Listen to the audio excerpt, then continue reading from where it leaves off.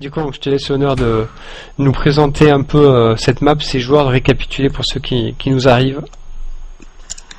Bah écoute, deux joueurs master, une première partie qui a été dominée de A à Z par D-Lane, le joueur rouge. D'ailleurs, on repart sur la première. On repart sur la première map. On repart sur une map un petit peu du style Metalopolis, temple oublié. Et puis on a eu le droit à l'égalisation de la part de Ragnar. C'est Château, voilà. C'est Château le temple, un temple brisé. Temple brisé. Alors que sur la première game, honnêtement, moi je chantais Ragnar un petit peu derrière. Voilà, un peu dépassé par les événements, peut-être la pression de la première game de la finale. Mais il a su renverser la tendance en prenant l'avantage sur la deuxième game, en prenant notamment l'avantage grâce à des run-by de Gling au bon moment, alors que son adversaire était en train de faire des banlings et ça n'a pas suffi malheureusement à repousser les attaques de Ragnar. Ouais, tout à fait, mais Ragnar c'est un joueur qui aime bien partir sur des expands, et si un adversaire arrive à lui mettre la pression et que ça soit rentable, c'est compliqué pour lui ensuite. Ouais, alors juste petite précision, ce qui est dommage je trouve, c'est qu'ils n'aient pas pris la version ESL, et du coup les deux joueurs qui ont popé en close position terrestre.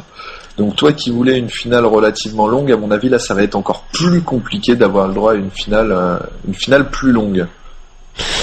Bah là c'est vrai que ça va être compromis, mais ce qui peut être bien c'est que justement il y ait tous les deux de l'agression, des buts, ça peut être assez dynamique, et puis comme ils s'attendent à une agression, ça veut dire qu'il y en a aucun qui va prendre des risques à poser une expand tôt, donc finalement au bout d'un moment la game va se poser, parce que ils vont pas pouvoir gagner la game sur des banlings, sur des banlings oui, mais que sur des speedlings, où d'un moment la repop adverse fait que voilà quoi.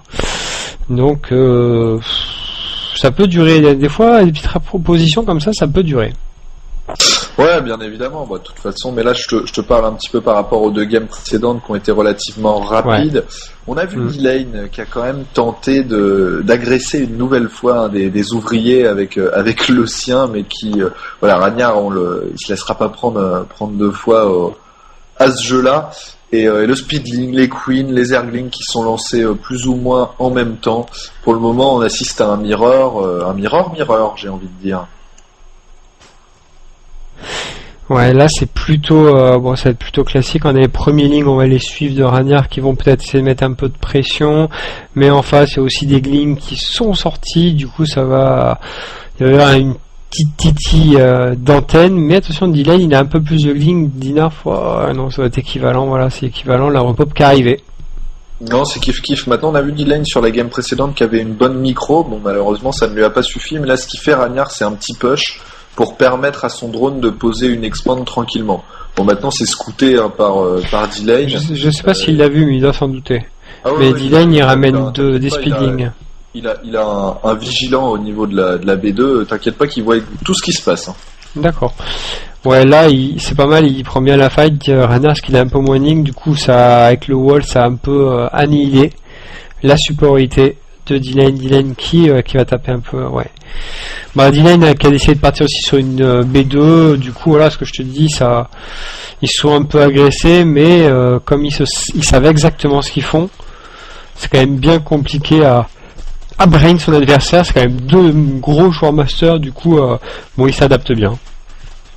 Ah ouais, c'est sûr. Maintenant, voilà, on voit que le nid de chancre a été posé un peu avant de la part de D-Lane. Aïe, ça a été scouté, ça serait dommage de les perdre. Attention, les bannis qui vont sortir. Oh là là, il y en a un qui a fait un carnage. Ouais, je sais pas si le deuxième. Bien joué. Ouais, c'est dommage, le deuxième qui aurait pu faire mieux. Je sais pas, il a fait un petit move back. Ouais, mais c'est pas mal. Pour le moment, les deux joueurs qui sont vraiment, je dirais, à égalité, même si c'est D-Lane, D-Lane qui continue à maintenir une pression. Alors attention à s'empaler. Il y a beaucoup d'actions, beaucoup d'actions, et du coup c'est assez dur à suivre ça, quand ça bouge dans tous les sens comme ça, les speedlings à l'écran. Nous faudrait des écrans full écran quoi, full map. Full écran. Achète un 200 pouces. Ouais, mais même avec ça, je crois pas que. Ah là là, il joue bien le coup, Ragnar, il envoie les erglings un par un. Attention les bannis. My God, tout pété. c'est chaud là. Tout- C'est chaud. Je crois que les speedlings ont tous tombé. Qui sont tombés, mais là pour le moment on voit au niveau de la pop c'est kiff. Il y a quelques petits ralentissements. Ouais, il y a des lags. Hmm. Ouais, il y a des lags. Ouais. C'est qui lag? C'est XD.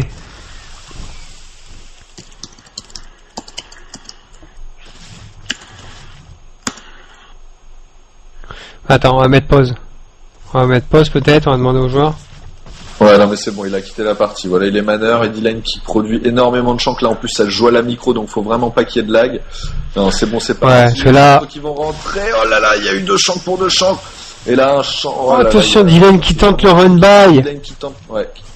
Qui va s'engouffrer dans la barrière. Il n'y a pas de défense, il n'y a pas de défense, il n'y a pas de queen pour voler.